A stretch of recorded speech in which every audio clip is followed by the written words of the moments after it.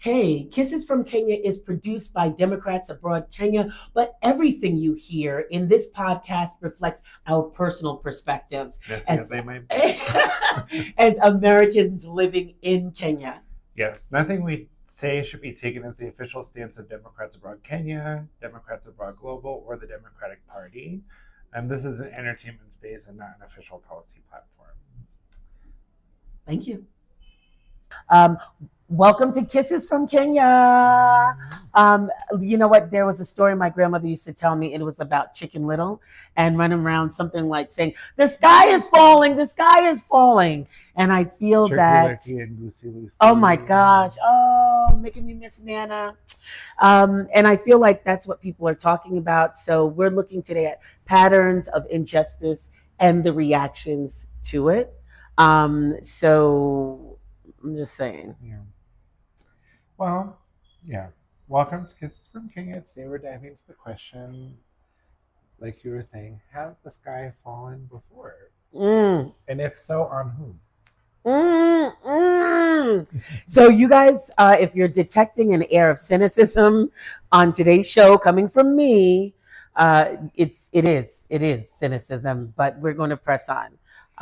Yeah. Well, and on that point, no need to delay our first segment, which is whose America is it anyway? Yeah, and let's just get into our own this thing. Is the whole thing. Let's get into it. Yeah, so, and it may not be that, but we have a few to look at. Another Way Out, Power, Force, and Far Right Rewards for Killing, which is about the far right's complicity in state violence. We have thousands of anti-ICE protesters take to the U.S. streets in day of action. And we have... This one was interesting. It takes on a what different... Democrats need to know to truly reform ICE, which to me comes with a big asterisk of can it be reformed? Could you reform the Nazi stormtroopers? Wow. Well, okay. Well, they tried to. And then we got right back into Yo, I just want to say this. You and we've read those headlines. However, there was something you said to me, and I'd love for you to expound on that. We were getting ready for a Democrats Abroad event, and so you sent me a message, and you said, you know, we want to be careful about. We were doing a moment of silence. However, you were talking about not want to be careful as in it was something bad. I noticed how it was framed in the proposed agenda. That was yeah. But you said something very important that people are talking about because I've seen it and I've felt it before about the centering of white folks in this injustice. Now, granted, okay, other things have happened, but I want you to talk a little bit about that and what you're seeing, because this was something I felt before I started seeing the Instagram post. Yeah. But let me be quiet. You go. No, I mean, I think that, I don't know. I mean, there's so many things to say, right? One of which is, like, at some point, like, the fucking chickens come home to roost, which is, like, where we're at. But I think, you know, I mean, there's always been this kind of weird dynamic around it, right? Because I even remember, like, in Baton Rouge when we were protesting during, like, after Alton Sterling was killed by the police. And, you know, like, there was this, I mean, there was, like, a group of, like, white progressives that were, like, at the protest. They were like, no, like, we need to get in front, like, put our bodies in front. That's the point. Like, we can't expect Black people to be on the front line. Wow. Which, like, I think, like, something like that is a way that you can physically center yourself because it aligns with, you know, like, the paradigm of what you're talking about. Like, that's putting praxis, you know, from theory into action. Yeah. But I think when you look at what's happening with, like, the ICE killings, it's like, you know, all of a sudden this white woman gets shot. And, like, no, like, obviously, it's like sad. We said on the last episode, like, we were going to be making jokes and, like, it doesn't take anything away from, like, how sad the thing are. Right. Like, I have nothing against Renee Good. I Right. have nothing against Alex Preddy. Like, You're right. but like also like both of their names are on the tip of my tongue because I know them because they've been all over the headline, right? And so, when I saw the dialogue coming out about like, okay, but also like Keith Porter as a black man who was killed by ICE. Yeah. Yeah. Why isn't it in? Yeah. Yeah. And like, of course, like I think there's the cynical take, which is like because we're used to black people being killed by police forces, so it's like not news making anymore. Yeah. Yeah. Which yeah. is like straight up. Yeah. Cynical but honest. Yeah. But it's also like, why do you fellow white people only pay attention when like it's us getting shot? Because like on top of that, even like when I saw that we were thinking about doing like the moment of silence and I only saw those two names there. Of course, Keith Porter came to mind because that's the one that's been circulating on Twitter. Yeah. I refuse to call it that other name. I actually left my account. I won't go back on it. I just left my people on there. But like also like I was just doing some like Googling because I was like I want to educate myself on the statistics because I honestly don't know because it's not presented in the media. Yeah. And it's like, I mean, dozens of like, Latinx people have also been killed. Like a lot of them are not even named because it's just like an undocumented Mexican man was shot by like ICE at like this blah blah blah. So it's just one of those where I mean, I think the challenging thing about doing coalition work is like you have to make space for everyone, and everyone inherently comes to the table out of self-interest, right? Like we know that like that's what life kind of is about, even relationships. If we want something, and so like while I'm not gonna like knock that fact, and it's like you need like a wide variety of people to be in a movement for it to have success in a country as diverse as the US. And like you also, unfortunately, with the current power structure that we have, do need like white voices in that conversation. I'd also think it's valid to like question like why do you guys only show up when it's like your own people? Well, I mean this is I was thinking about this, right? When people were saying, how could this be happening in America? I'm like, bitches, it been happening, and I'm using bad grammar on purpose. It been happening in America since the beginning of America. So like, why are we so surprised? Oh, because they're white. So that's, and again, and I still want to reiterate this, not to demean, no one's life is being demeaned here. However, it is the response or the reaction to it. Now, great. I'm glad that, even before those killings, during like, let's say the first several months of Trump being president, I don't know if this appeared on your feed. However, on my Instagram feed, what was starting to happen was they were like, while the world is going crazy, here are black people. And they'd have the black people line dancing, like being hashtag unbothered. Like, we did our part. We've marched. Our parents marched. Grandparents, great grandparents marched. People have gotten bit by dogs. My grandmother could only work as a domestic worker or picking tobacco in the fields of North Carolina at a certain point in time. So it's like, okay, we've done our bit, and now as white folk are getting killed and everything, and it's just like, we're all you guys. Did you guys march before? Were you guys there before? And I shout out to this one though. Shout out to Piermont, New York. And I have to shout out the village that I grew up in and that I lived in before I moved here. Because after the killing of so many people were killed, you're going to have to take this part out because when I'm thinking of him. George Floyd, sorry. People were angry, white folks. So now in that village, it's like 90% white, something like that, maybe 85. I don't know. But the white folk were really mad, and they're very liberal, right? Yeah. And I did a speech, which we gotta tag this speech. It's on YouTube that I did about it. However, I was at least happy at that time. Now, no one was in. There was no tear gas and no ice but I saw that it was majority of white people Oh no, we were getting shot with sound cannons and shit down there in Baton Rouge. What? They don't play it. They're like, no, you get off the street. We tried to go on the highway.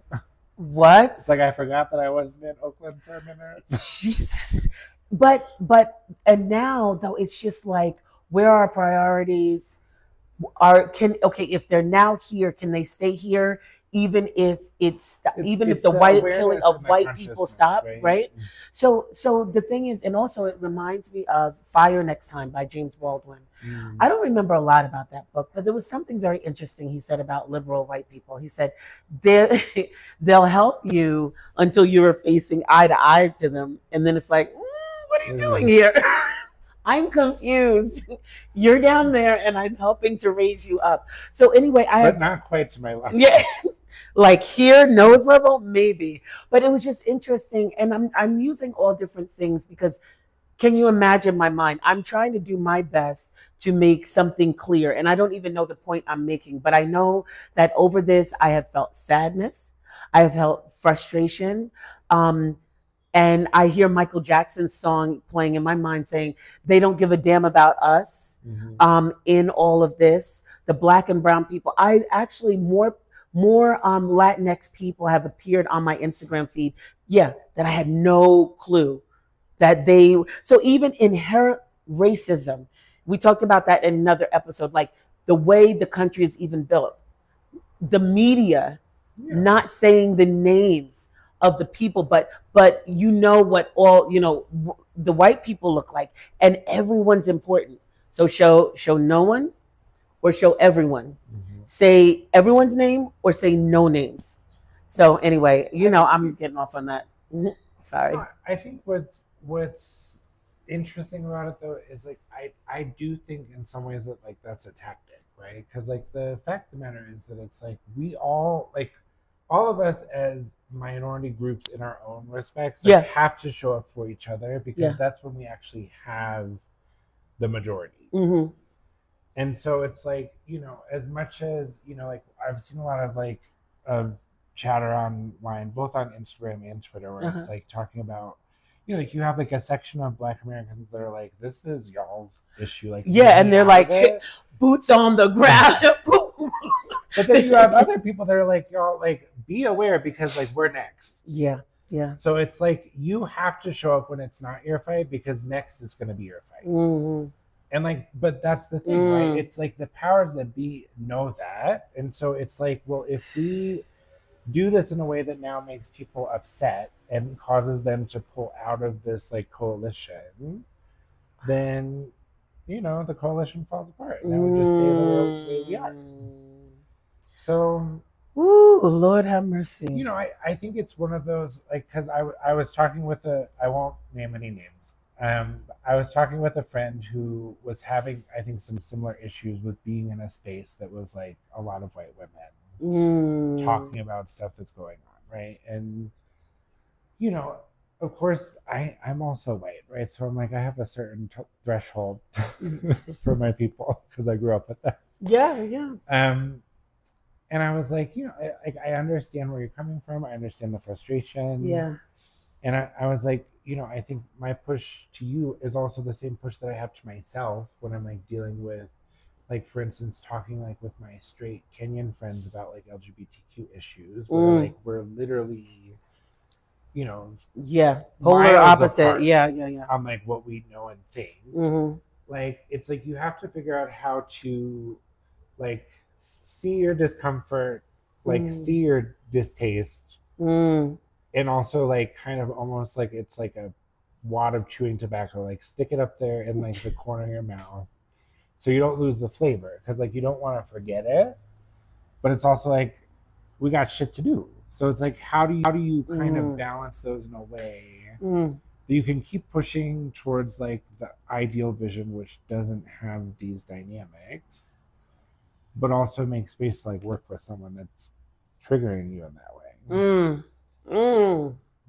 And I don't know that I have like a good answer for it, but that would be the $1 million answer. If you had a good answer, that's $1 million and take it to the streets. I guess, but going back to, you just said something, we have shit to do. Yeah. There's There's work, regardless of how I feel. There's work that has to be done. Um, And while they're depending on you to get beat down and then withdrawn. Yeah, yeah, and it's easy. It's easy because some days you're like, really, the world is crazy. Especially these days, right? Because it's like, I feel like I was having a conversation with someone the other day about, like, you know, what was it? Oh, it's like a friend of mine who does like spiritual work, spiritual life coaching type of stuff. And oh, you told me about this person. I was sending her, there was a reel that was like this guy like calling out a bunch of these like kind of new wave influencers that are like silent on everything that's going on. And, I was like, my reflection is like a lot of people that do these practices that are centered on like Eastern spirituality and like yoga and meditation and mindfulness. I'm like, you guys love to forget the fact that like Buddhists are like some of like the most radical like social justice oriented people in the world. Like, because their entire belief around like my self equilibrium is tied to like the equilibrium of like my people. Wow. Which is why they're the ones like setting themselves on fire, and like there's a group that's like walking from Texas to DC. Yes. Like all the and so as soon as you take like spirituality and meditation and all of that and like turn it into this thing where it's like only focus inward, and it's like your self piece is more important. It's distorting what it was all about in the first place, right? But again, that's a tactic, right? It's like if I can get people to become individualistic, then nothing's gonna change because we're all divided. Lord have mercy. Okay, I'm feeling beat down in this conversation. So a bit of a shift here. And that's more than a bit of a shift, but moving on to Lost in Translation as we talk about the fact that the world is falling apart around us. I know. And no, because I feel but even in this conversation, as much as I'm enjoying it, I'm feeling like drained by it. Like, what the well, we have to go out there and make sure that we're doing things. And that's why we are members and we are active in the Democratic Party abroad. I mean, it's one of those where, I was thinking about this actually. I don't know if it was on my way here. At some point today, I was like riding around the back of a motor, which is usually my think time. It's like that and in the shower. Because it's like I don't have anything to do. Without a helmet? Like, sorry, Mom. And I was like, what's crazy is like the one thing that is annoying me actually was like one of the headlines that we're looking at, like the Democratic Party, right? Like, we are the opposition, and I feel like we're not acting like we're not radical enough, right? The opposition. Holy shit, we are the opposition. Yo, when you just say it like that, it almost feels like a shift. Yeah. Because what does the opposition is known to be rebels. This is like our time for fucking Good Trouble. Yeah. Maybe we need to watch that movie again. Good Trouble. Yeah. Wow. We're the opposition. So what does the opposition party do? We burn shit down. We burn. Baby, burn. It's like when you feel like beat down, it's like, no, motherfucker, I'm gonna beat you down. No, for real. Oh, wow. We're plotting about the overthrow of the government. Let me not call it that. I know. You know where we are. Don't throw us in the back of a van. Imagine. Well, and I wake up in a cell and... No. We rebuke that in Jesus' name. Okay? We taking that out of the air. Lost in Translation. Okay. Here's Lost in Translation this week. Okay? But I have to say that this segment is really not meant to be offensive, and I need to give context first. So, when I was a little girl in the choir in church, this is the way the story. Ours was called the Sunshine Band. SON. You had a guitar? No, but my grandmother used to play a guitar with my mother and my uncle at a radio station in North Carolina, but that's a whole different story. So I must have been about third or fourth grade, and the story is told to me that one of my counterparts in the choir goes like this. Like if she sniffs and then she's like turning up her nose like that. And both Nana and Mom saw it. And they clocked that, like, oh shoot, she's musty. That's what it's called, musty, right? I That's knew what we they were used going to for musty. I was and like, natural. watch this. I got to give you context first. And they took me from the choir. They were like, what do we have to work with? And they went to the bathroom, they got some soap and they just rubbed it under my armpits so I wouldn't smell musty. So since I was a kid, I'm very aware of how I smell. Even especially in this weather now, because it's really hot in Kenya, I'm aware when the deodorant has worn off. And what you won't see me doing is this. You won't see me with Patti LaBelle arms. So I want to give that context because that's how I grew up. And I'm in a place where sometimes when I'm in the Ubers, especially now, it's rough. The armpit smell is really rough. And what I noticed was one day I was talking to my house manager and she said she called it natural scent. And I said, oh, I never thought of it that way, but it is a natural scent. Now, it doesn't make it smell any better in my nose. However, it was interesting because we were talking about all different types of things. Yeah, because like musty is like the worst thing you could be right, in the U.S. Right. But here, it's a natural scent for some. But I mean, it's not my favorite smell. But anyway, I just thought that was interesting, a change in the language. But musty is the way I grew up. And it's like, don't ever be musty. Because, and That's I remember like the worst thing you could be. Well, in third grade, actually, though, even before that, or maybe around that time, I remember we had field day at my elementary school, and Eddie Priggy, I don't know where he is now. We were getting a drink of water, and he's like, "Slide on the DMs, Eddie." No, Hapana. He told you were messy. He said, "You smell like a skunk."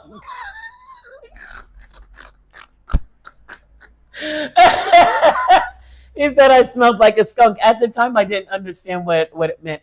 And sidebar, something very. Did your Nana also tell you smelled like outside? No, they went for the jugular. Musty. Yeah, you smell musty. Like you have to wear deodorant. But here's a fun sidebar story before you get to your lost in translation. Who was in my third grade class, but a kid called Jamie Voigt. Jamie Voigt is John Voight's son, who is Angelina Jolie's brother. Yeah. He was in our third grade class. Oh, wow. And one time his father, John Voight, who used to be very big back in the day, had come and people were like, John Voight, Jamie's father is here. Jamie's father is here. Yeah. But I don't know whatever happened to Jamie. He was like head and shoulders above everyone else and he was quiet. Yeah. I think people made fun of him though, but that's another story. Yeah. Yes. What about you? What got lost in translation? Mine was natural scent. What about you? Well, this made me think of something because I had a situation with there was a man at one point that I was involved with who also had a natural scent. Oh, Father. What? How do you? So I was trying to figure out like the polite way to like. So at one point, I may have given him like a gift bag of like Dove for Men products. Did any include deodorant? Where like the ratio was much heavier on like the deo and than it was on the body gel. And I was like, oh, I just bought these from the US. I thought maybe you could try them. See if you like them. How did it go? He didn't wear them. And then I was talking to a friend who's from the same region as this person is from. And they were like, oh, like in that region, one of the things that like the men tell their sons is that you need to smell like a man. And like this natural scent, like that's the way that men smell. And so it's like if you like put on like perfume or something, then like now you smell like a girl. Oh my. So okay, that's dead. That's a dead relationship. Well, it died for other reasons, but we could talk more about that another. But also, I was thinking about like there's like the thing about how like white people smell like pennies. Well, And actually, like nickels or like milk or like. or it's more like a wet dog. Sorry, that's it. There's a sour smell. I think what's so funny is like because of the fact that I like live in Kenya and like very few of the people like I mean through Democrats abroad I had more white people in my circle than I had for the first like 5 years there. I can imagine. I can imagine. So it's one of those things where like actually when I go home, like going back to what we talked about last episode, it's like when I go home and I'm around more white people, like I'm like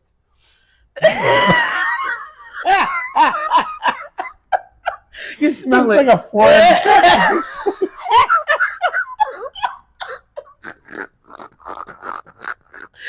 It's like I get off that plane and I like get off the little like I'm a little van. I'm like, ooh, smells like nickels in here. Okay. Few too many of y'all went for a jog and didn't shower afterwards. Because I'm also like I'm very like because for me it's like when I was a kid, I never like really had issues with BO, but I was like I had like heavy perspiration as a kid. Mm-hmm. Like I was the one who like my like white Hanes undershirt used to have them yellow marks after like 2 weeks. Okay, my white shirt. I don't buy white shirts for that reason. Even still, my armpits It's gotten are better like, since then. yeah. Thank you, Jesus. Something worked out for me. But it was yeah. So it's like and so it's like I mean I carry like a little tiny like Dove for men antiperspirant in my really like a spray one. So it's like if I ever forget and I get that like when I like go to and I'm like you're like wait a minute and then you have pterodactyl arms. You just grab stuff. I'm just trying to move this over. The thing about it is like I don't know about you, but it's like if you don't have like the real shit, like it needs the antiperspirant. Like I've been trying to like my sister for a long time was like, because she was real vegan and crunchy before, and she's like, the aluminum. I was like, I don't give a fuck. The aluminum I will take the cancer bits. I don't care. Because I was like, she gave me some fucking crystal. I'd be rubbing that crystal. Wait, not a crystal. Not a crystal. It's like a salt crystal or some shit. It's like natural deodorant. I'm sorry, and yeah. I would put that shit under there and I would be like, this smells like a fucking Bermuda onion. Like, what the fuck? I could brew a French onion soup in here.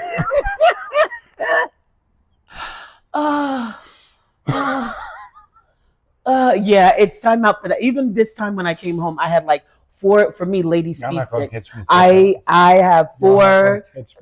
No. And lady speed stick is expensive here, so I just buy it from Amazon. I buy all of it in the US. Yeah, and just bring carry it. that shit in bulk. Yeah.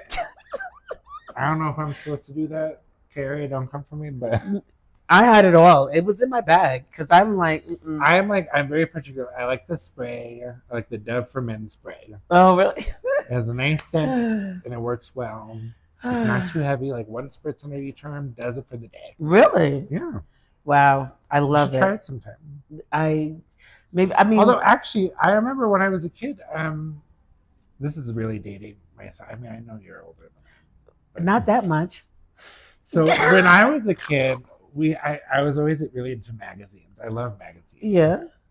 So I had a subscription. There was a magazine called Zillions, which was Consumer Reports Kids magazine. Stop. They had a kids Yeah, one? it was Consumer Reports for kids. Oh my God. It was called Zillions. It was fucking awesome. Like, because it was like literally like, I mean, it was like, you remember like Nick News and stuff like that? Yes, like, we used to have stuff for kids that was like produced like adult facing, but for kids. Yeah. So like, it's like you took them seriously enough to like write like and so they literally would test all these different things like Consumer Reports, and they had reports on it and like the magazine. And there was one where they did deodorant and antiperspirant, and actually they found that ladies' antiperspirant was stronger than men, because like we're like, God forbid, like a woman sweat or like have a scent, a natural scent.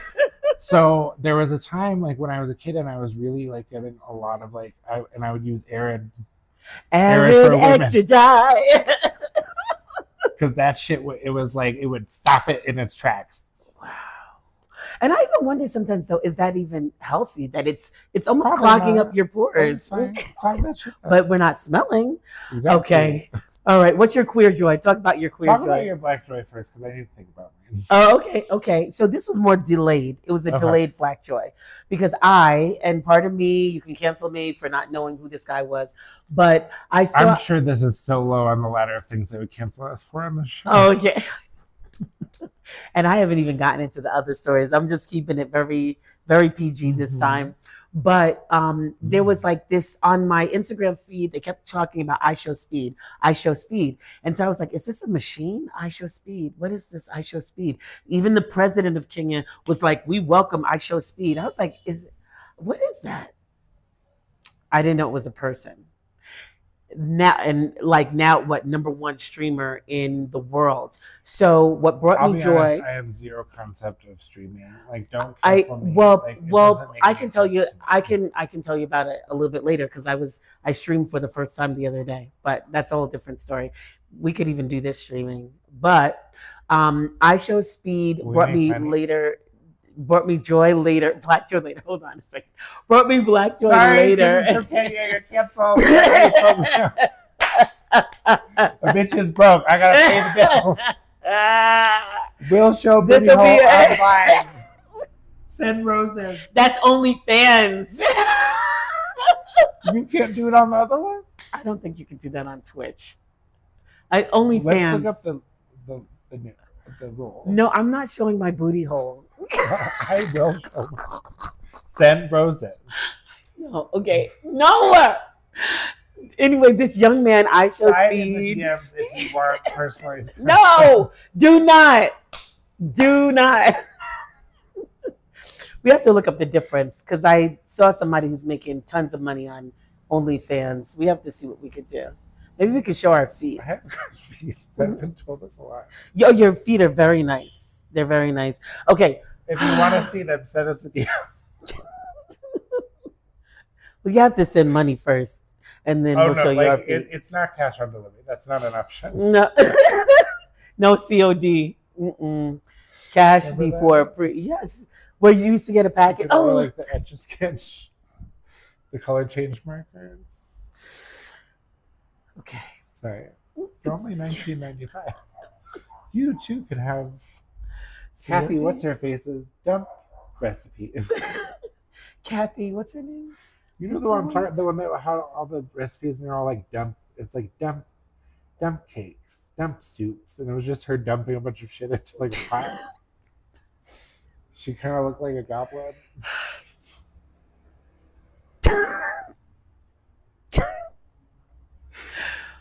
Anyway, sorry. Back to IShowSpeed and streaming. That was a very long tangent.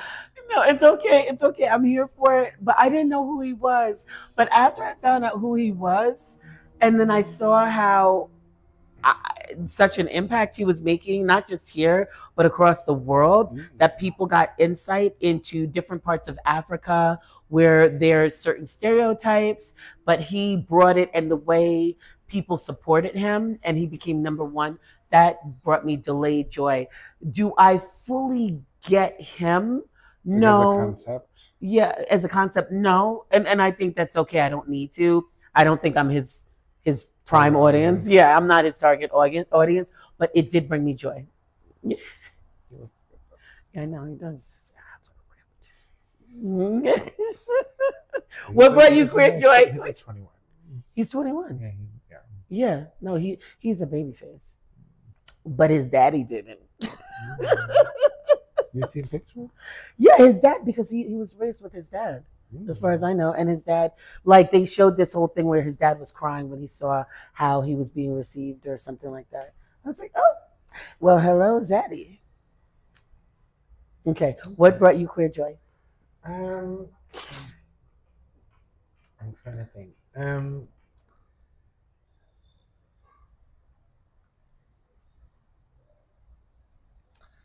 I need to. Wait, what?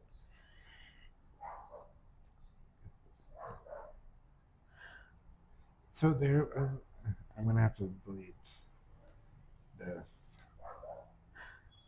So this year at the Grammys, for the first time, so there's this guy Duran Bernard who is Yeah. Oh, I love him. I love him. He's like been really big on Twitter. I know you said you left the platform, But on Instagram he's huge, and I follow him, and I have his album on Apple Music. And so he won his Grammy this year. And yes. Actually, like speaking of what you were talking about with IShowSpeed, his dad was there with him because his dad is like one of his biggest supporters of like him just like being himself. And so it was like really cute to like watch, like, you know, I didn't watch the whole thing, but I saw pictures and like some of his posts like about them. I'm like, because he also like came with him to the Grammy.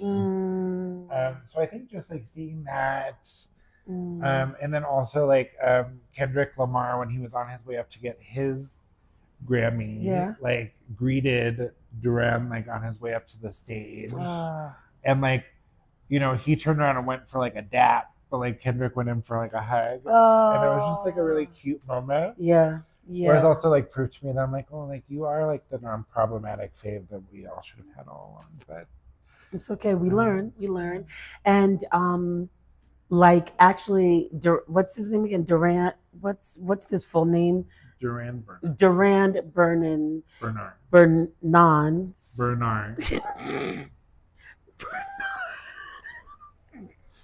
Durand.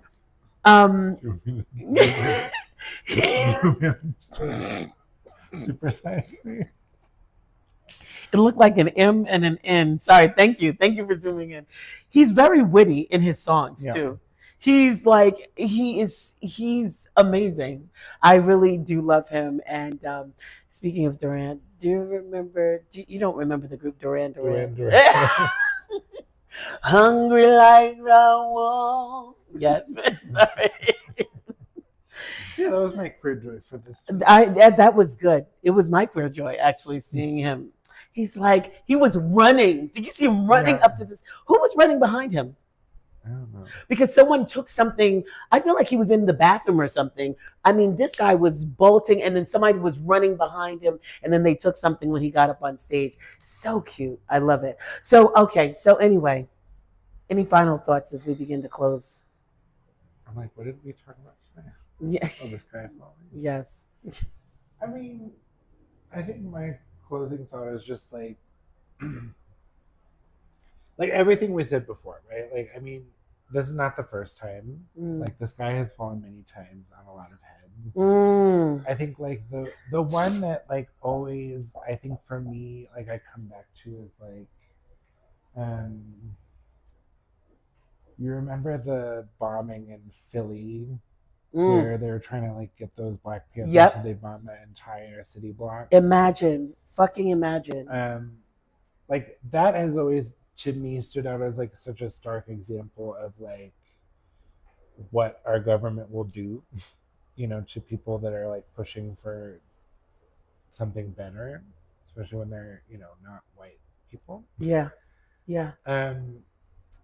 And so, you know, to me it's like this is just like another in like such a long line of these things. And I think it's just more like my question is always like when is it finally gonna be enough?